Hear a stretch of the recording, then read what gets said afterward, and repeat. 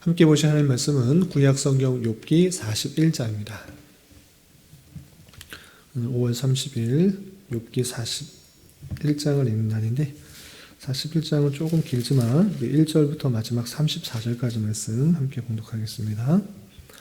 구약성경 욥기 41장 1절부터 34절까지 말씀, 구약성경 802면 전후를 보시면 되겠습니다. 1절부터 함께 공독합니다. 내가 낚시로 리워야단을 끌어낼 수 있겠느냐? 놋끈으로 그 혀를 맬 수 있겠느냐? 너는 밧줄로 그 코를 꿰 수 있겠느냐? 갈고리로 그 아가미를 꿰 수 있겠느냐? 그것이 어찌 내게 계속하여 간청하겠느냐? 부드럽게 내게 말하겠느냐? 어찌 그것이 너와 계약을 맺고 너는 그를 영원히 종으로 삼겠느냐? 내가 어찌 그것을 새를 가지고 놀듯 하겠으며 내 여종들을 위하여 그것을 메어 두겠느냐? 어찌 장사꾼들이 그것을 놓고 거래하겠으며 상인들이 그것을 나누어 가지겠느냐? 내가 능히 많은 창으로 그 가죽을 찌르거나 작사를 그 머리에 꽂을 수 있겠느냐? 내 손을 그에게 얹어보라. 다시는 싸울 생각을 못하리라. 참으로 잡으려는 그의 희망은 헛된 것이니라. 그것의 모습을 보기만 해도 그는 기가 꺾이리라. 아무도 그것을 격동시킬 만큼 담대하지 못하거든 누가 내게 감히 대항할 수 있겠느냐? 누가 먼저 내게 주고 나로 하여금 갚게 하겠느냐? 온 천하에 있는 것이 다 내 것이니라. 내가 그것의 지체와 그것의 큰 용맹과 늠름한 체구에 대하여 잠잠하지 아니하리라. 누가 그것의 겉가죽을 벗기겠으며 그것에게 겹재갈을 멀릴 수 있겠느냐?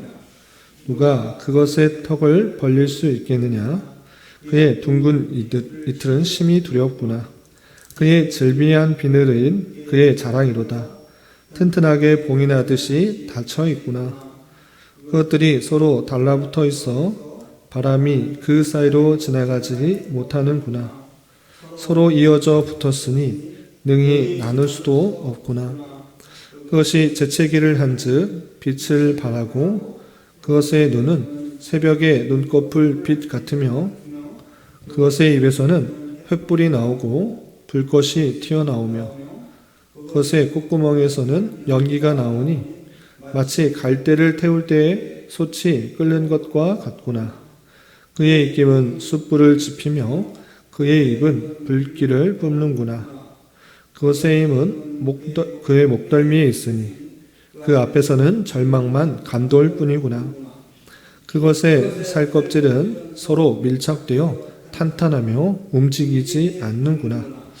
그것의 가슴은 돌처럼 튼튼하며 맷돌 아래짝같이 튼튼하구나. 그것이 일어나면 용사라도 두려워하며 달아나리라. 칼이 그에게 꽂혀도 소용이 없고 창이나 투창이나 화살톱도 꽂히지 못하는구나. 그것이 쇠를 지푸르기같이 놋을 썩은 나무같이 여기니 화살이라도 그것을 물리치지 못하겠고 물맷돌도 그것에게는 겨같이 되는구나. 그것은 몽둥이도 지팡이같이 여기고 창이 날아오는 소리를 우습게 여기며 그것의 아래쪽에는 날카로운 토기 조각 같은 것이 달려있고 그것이 지나갈 때는 진흙바닥에 도리깨로 친 자국을 남기는구나. 깊은 물을 솥에 물을 끓음 같게 하며 바다를 기름병같이 다루는도다. 그것의 뒤에서 빛나는 물조기가 나오니 그는 깊은 바다를 백발로 만드는구나. 세상에는 그것과 비할 것이 없으니 그것은 두려움이 없는 것으로 지음받았구나.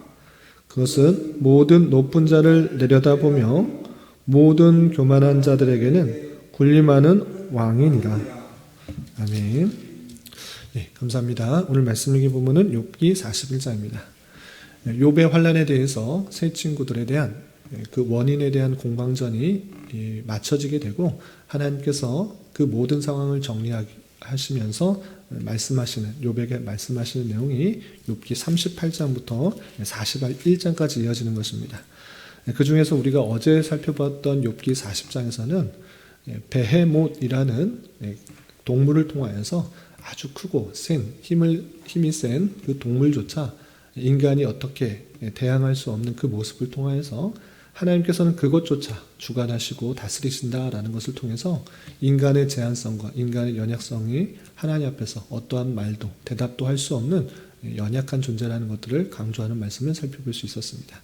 그리고 이어지는 41장에서는 리워야단이라는 그 동물을 통하여서 또 인간의 제한성, 인간의 연약성들 그것을 또 보여주는 말씀이 이어지고 있습니다. 오늘 41장에서는 어떤 말씀들이 나오는지 좀 구체적으로 좀 살펴보도록 하겠습니다. 41장 1절에서 보면 내가 낚시로 리워야단을 끌어낼 수 있겠느냐, 노끈으로 그 혀를 맬 수 있겠느냐 나왔습니다. 그래서 리워야단이라 되어 있는데 이것이 개역 한글 성경, 이전 성경에서는 악어로 번역됐습니다. 근데 악어로 이렇게 표현되는 그런 표현보다는 그 원문을 쭉 살려서 쓰는 것이 좋겠다 생각하여서 개역 개정에서는 그냥 리워야단이라고 표현된 것입니다. 리워야단이 어떤 모습이길래 악어라는 표현보다 그냥 리워야단을 쓰자라고 했는지 그 내용을 살펴보면 이렇습니다. 조금 건너뛰어서 리워야단이 어떤 동물인가 묘사된 그 내용부터 좀 살펴보겠습니다.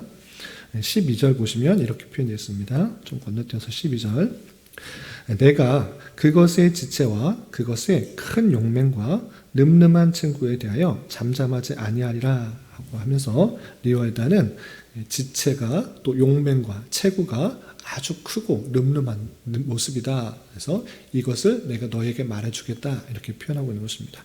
그리고 구체적으로 그것을 하나하나 이렇게 묘사해 주고 계십니다.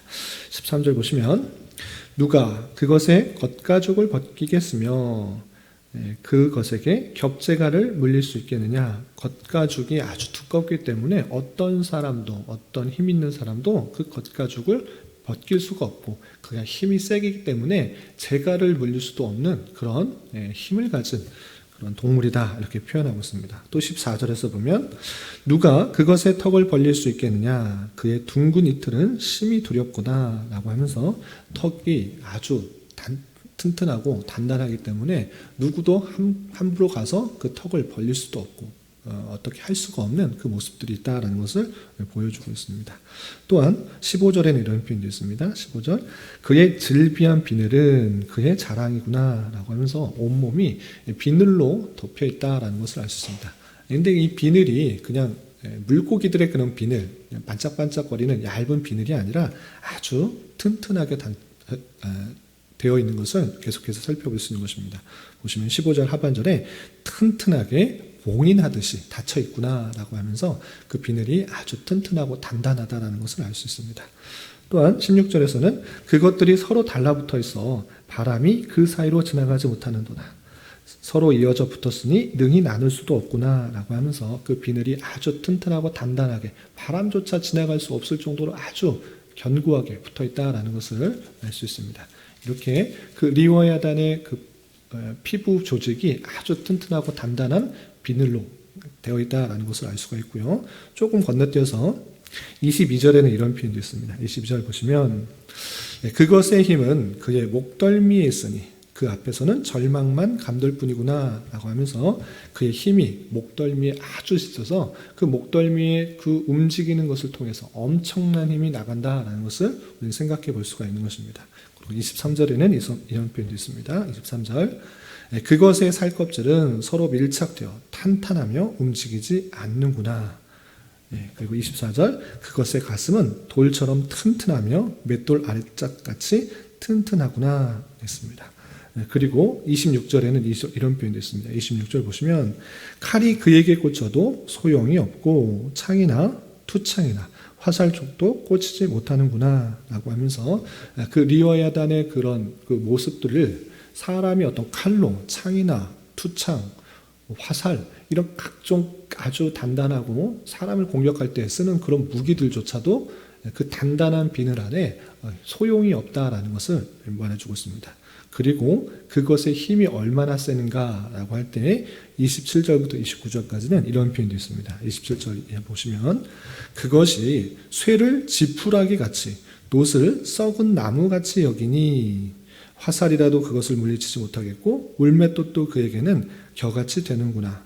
그것은 몽둥이도 지푸라기 같이 여기고 창이 날아오는 소리도 우습게 여기며 라고 하면서 쇠나 놋 이런 것도 그의 힘 앞에서는 아주 보잘것없는 그런 모습으로 드러난다. 어떤 것도 공격할 수가 없고 어떤 것으로 그를 제압할 수 없는 그런 강력한 힘과 또 강력한 피부 조직을 가지고 있어서 아주 힘과 용맹이 있다라는 것을 보여주는 것입니다. 이런 모습들을 봤을 때 악어와 상당히 유사한 모습이 있습니다. 그렇기 때문에 악어도 그 피부 조직이 아주 단단해서 그것을 공격했을 때 잘 들어가지 않기 때문에 악어로 예전에는 그렇게 번역을 했습니다. 그러나 이 악어라기보다는 그 몸집에 있어서 사람보다는 물론 훨씬 크지만 그럼에도 불구하고 사람이 요즘에는 능히 악어들을 제압하고 그것을 조련하기도 하고 하는 것입니다. 그래서 단순히 악어라고 생각하기에는 조금 부족하기 때문에 이것을 리워야단, 원래 표현으로 바꾸는 것입니다. 그리고 악어라고 쓰기에는 조금 맞지 않는 부분도 몇몇 구절들이 있는 것입니다.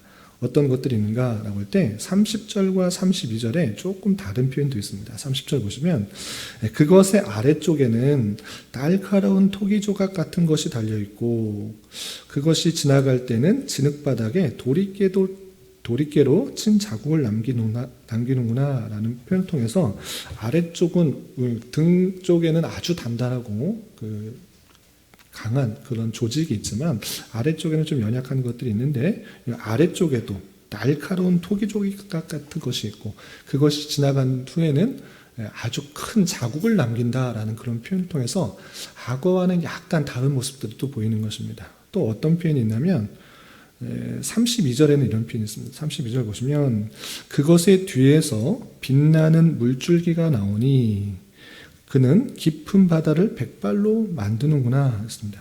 그 뒤에서 지나간 뒤에서 물로 지나갈 때 빛나는 물줄기가 나온다. 이런 표현 때문에 이것이 악어가 지나갈 때의 모습과는 좀 다른 표현이고 또 처음에 말했을 때 늠름한 체구, 큰 용맹, 그것의 큰 지체라고 했을 때 악어와 조금 다른 그런 모습들이 나타나서 리워야단으로 그냥 번역되고 있는 것입니다. 그런 모습들을 봤을 때 또 성경에 이 리워야단이라는 표현이 어떻게 쓰였는가 용례를 좀 찾아보면 이사야 47장 1절에서는 용이다 그냥 이렇게 표현된 것도 있고요.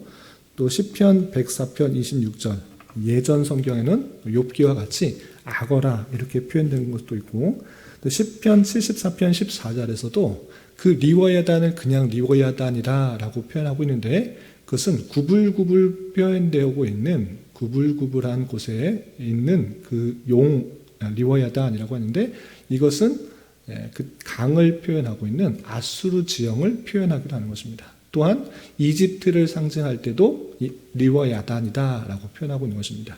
이상을 통해서 성경을 통해서 리워야단이 강조하고 있는 것은 무엇인가? 아주 강하고 아주 힘이 센 그런 동물을 상징할 때 리워야단이 쓰고 있다라는 것을 알 수 있는 것입니다.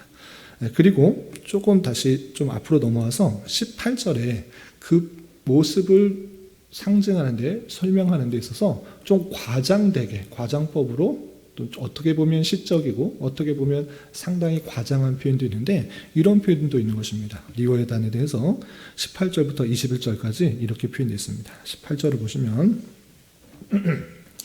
그것이 재채기를 한즉 빛을 발하고 그것의 눈은 새벽의 눈꺼풀 빛 같으며 그의 것의 입에서는 횃불이 나오고 불꽃이 튀어나오며 그것의 콧구멍에서는 연기가 나오니 마치 갈대를 태울 때 솥이 끓는 것 같구나. 그의 입김은 숯불을 지피며 그의 입은 불길을 뿜는구나 라고 하면서 재채기를 하거나 입에서 콧구멍에서 입김이 아주 큰 힘을 발하는 것을 이렇게 표현하고 있습니다. 실제적으로 빛이 나가고 또 불이 나가고 이렇게 했다기보다는 그것의 그 영향이 얼마나 큰 것인지 좀 과장한 표현이 아닌가 이렇게 생각을 하고 있습니다. 시적인 표현 또는 과장한 표현이 아닌가 이렇게 생각하고 있습니다.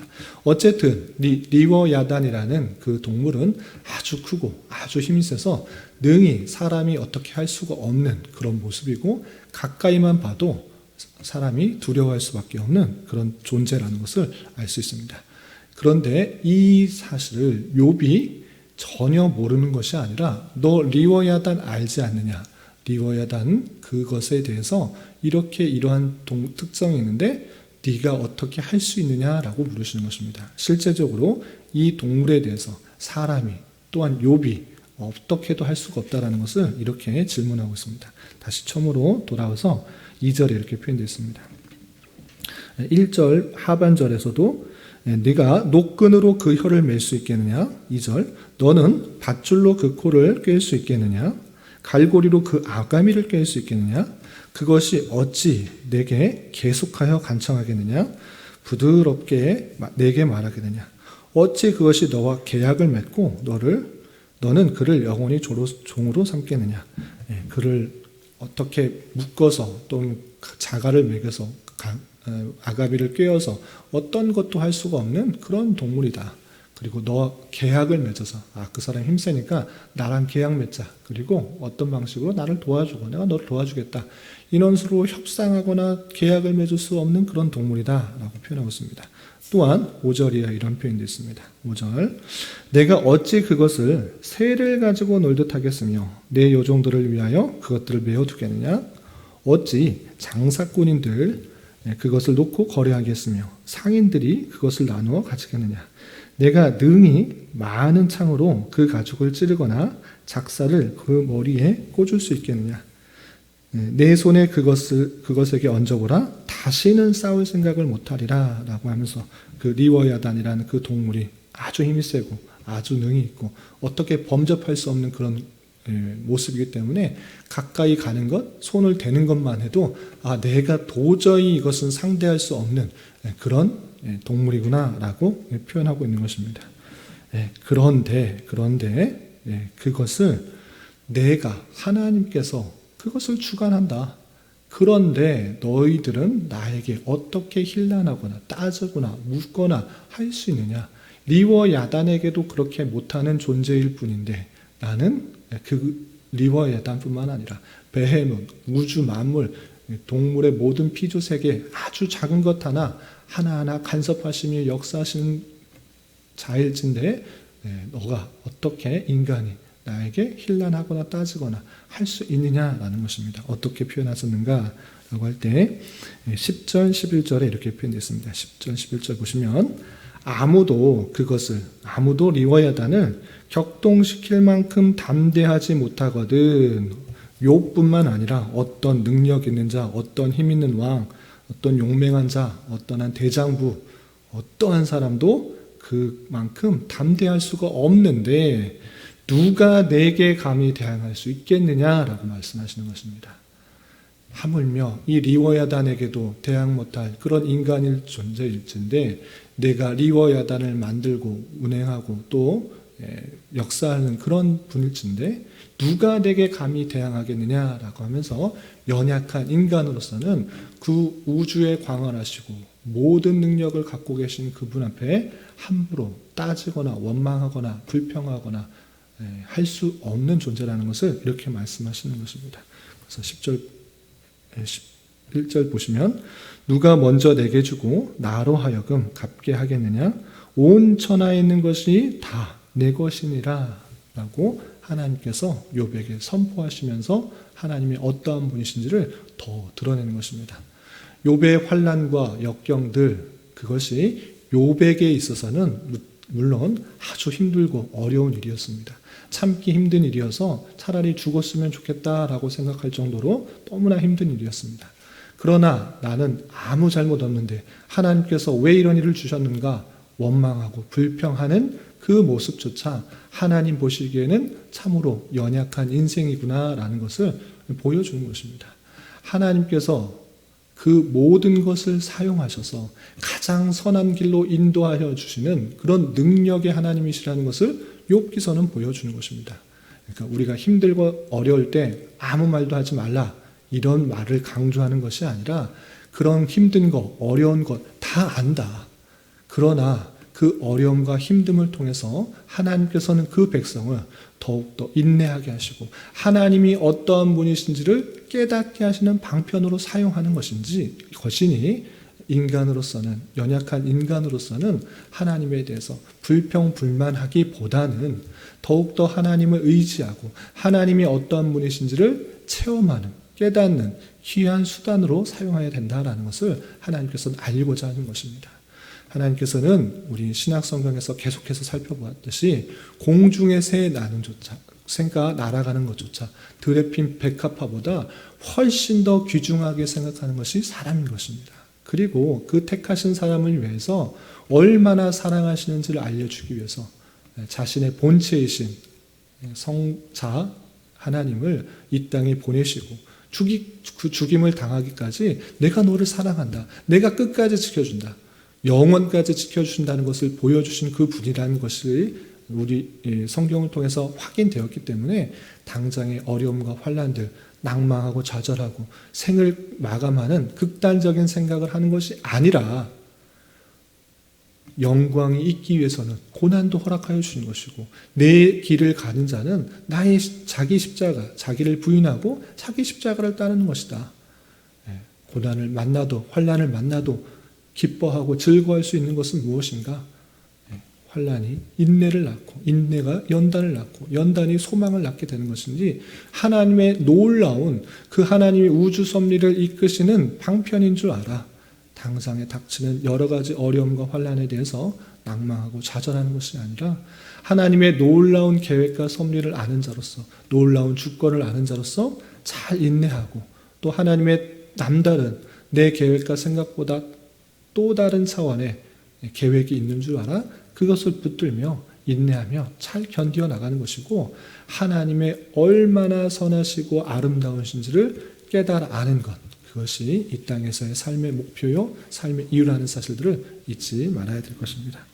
이렇게 하나님께서 베헤모뿐만 아니라 리워야단 사람이 어떻게 상대도 할 수 없는 그런 놀라운 힘 있는 그조차 하나님의 주권 가운데 역사하시고 다스리신다라는 그 말씀을 주신 자로서 우리는 우리 생애 전체를 하나님께 맡기며 어떤 환난과 역경이 찾아올지라도 주님의 선하신 뜻이 있을 줄 알고 묵묵히 잘 감당하며 주님께 의지하며 살아가는 인생이 되어야 될 것입니다. 오늘 하루 또 남은 한평생 이런 말씀의 교훈에 따라 힘있게 살아갈 수 있는 저와 여러분이 되시기를 주님의 이름으로 부탁을 드립니다. 기도하겠습니다. 하나님 아버지 감사합니다. 오늘 말씀을 통해서 계속해서 하나님께서 욥에게 리워야단을 보여주시고 또 통제할 수 없는 인간의 한계와 또 대조적인 하나님의 놀라운 주권과 섭리를 알려주시는 말씀을 살펴보았습니다.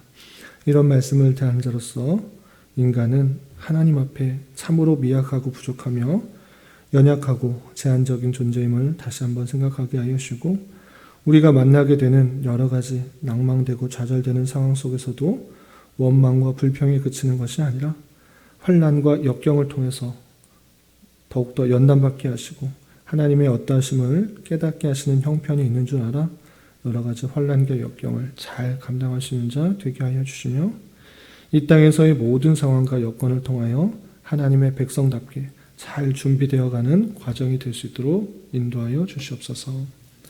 주님 5월은 가정의 달로 보냈습니다. 계속해서 각 가정 안에서 주님만이 참된 왕이 되어주시고 주님만을 잘 섬기는 가정이 될 수 있도록 인도하여 주시고 참된 안식과 평안이 넘치는 각 가정이 될 수 있도록 인도하여 주시옵소서. 또한 가족 안에나 친척들 중에 아직 믿음이 없는 자들이 있다면 그들을 위해 더욱더 기도하며 그리스도의 사랑을 계속해서 잘 전할 수 있도록 인도하여 주시고 또한 우리 교회가 서로의 부족함과 연약함을 이해하기에 힘써 복된 가정과 같은 교회가 될 수 있도록 인도하여 주시옵소서.